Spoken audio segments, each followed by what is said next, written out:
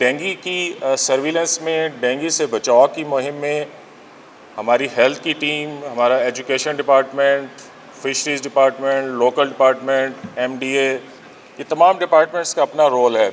आज का दिन ख़ास तौर पर गवर्नमेंट ऑफ पंजाब की डायरेक्शंस पे इसको मनाया जा रहा है ताकि इस ख़तरनाक मूज़ी मर्ज़ से लोगों को आगाही दी जा सके। एंड्रॉयड एक्टिविटीज़ जिस वक्त आप करते हैं उसमें जस्टिफाइड टाइम ज़रूर मौजूद हो।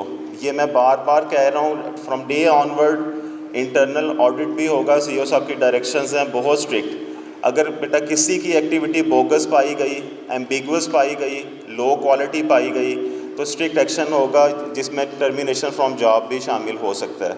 हमारे बाकी जो हेल्थ डिपार्टमेंट्स के लोग हैं जिनका काम लार्वा को आइडेंटिफाई करना, जो बाकी डिपार्टमेंट्स का उनका बहुत क्रूशल है, क्योंकि अगर एक आउटब्रेक को, एक पेंडेमिक को हम उसके जो है अर्ली स्टेज के ऊपर उसको कैच कर ले तो गवर्नमेंट की बहुत ज़्यादा एनर्जीज बच जाती है, गवर्नमेंट का बहुत ज़्यादा जो है वो फंड्स बच जाते हैं।